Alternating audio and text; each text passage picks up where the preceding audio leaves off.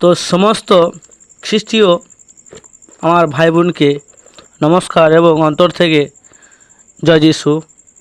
তো খুব সুন্দর, প্রত্যেকে এই ভিডিওটা প্রথম থেকে শেষ অবধি অবশ্যই শুনবেন।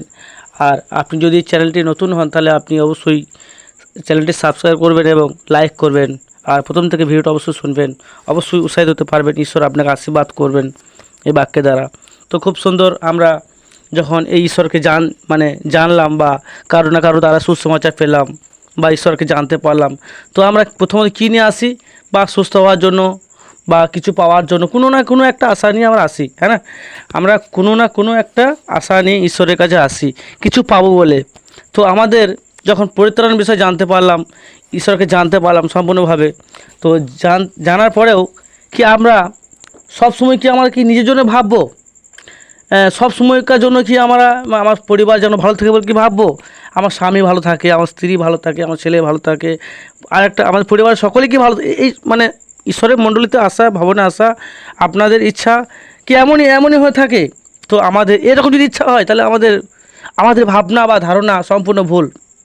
যদি সবসময় আমাদের পরিবারের জন্য চিন্তা হয় বা নিজের জন্য চিন্তা হয় তাহলে আমাদের ধারণা বা আমাদের আশা ভুল। কারণ ঈশ্বরের প্রতি আমাদের লক্ষ্য নেই। আমাদের লক্ষ্য যেন মণ্ডলীতে বা চার্চে এলে আমার পরিবার ভালো থাকবে, আমি ভালো থাকবো, এরকম আশা নিয়ে আসি। তাহলে আমরা ঈশ্বরকে এসেও আমরা ভুল জায়গায় আছি। কেননা ঈশ্বরের বাক্য বলে, দেখুন এখানে কেন মথি 7 অধ্যায় 21 থেকে 23 পদ, যে বাক্যটা এখানে আছে, যা আপনি এখানে বুঝতে পারবেন। আর যাহারা আমাকে হে প্রভু বলে, তাহারা সকলেই যে স্বর্গরাজ্য প্রবেশ করিতে পাইবে এমন নয়, কিন্তু যে ব্যক্তি আমার স্বর্গস্থ পিতার ইচ্ছা পালন করে সে পাইবে। সেদিন অনেক আপনার নামে আমরা কি ভূত ছাড়াইনি? এখানে ডিস্টার্ব হলে কাজ হয়েছে বলো। সেই দিন অনেক আমাকে বলিবে, হে প্রভু আপনার নামে আমরা কি ভাববাণী বলি নাই? আপনার নামে কি ভূত ছাড়াই নাই? আপনার নামে কি অনেক পরাক্রম কার্য করি নাই? তখন আমি তাদের স্পষ্ট বলিব, দেখুন যিশু বলছে স্পষ্ট বলিব, আমি কখনোই তোমাদেরকে জানি নাই। হে অধর্মচারী, আমার নিকট হইতে দূর হও।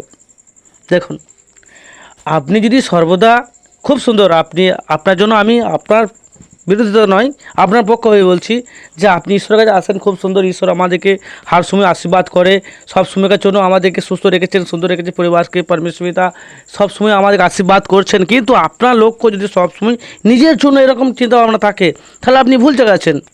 কারণ আপনাকেও ঈশ্বরের কী ইচ্ছা আপনাকে জানতে হবে, ঈশ্বরের কী ইচ্ছা আপনাকেও জানতে হবে, হ্যাঁ না?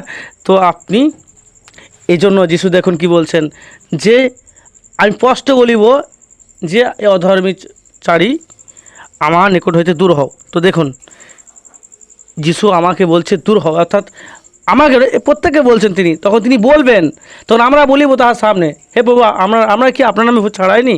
আপনার নামে কি ভাববারে বলিনি? তখন তিনি বলছেন আমি তোমাকে চিনি না। তো দেখুন, আপনাকে এমনভাবে ঈশ্বরের পথে চলতে হবে, এমনভাবে ঈশ্বরের কাজ করতে হবে, এমনভাবে ঈশ্বরকে নিয়ে চলতে হবে আপনাকে, যেন যিশু সেই দিনকে, সেই স্বর্গরাজ্যে যখন আপনি যাবেন, যখন আপনি পুনরুত্থিত হবেন, সেই সময় যখন আপনাকে যিশু অস্বীকার না করে, আপনাকে সেইভাবে চলতে হবে।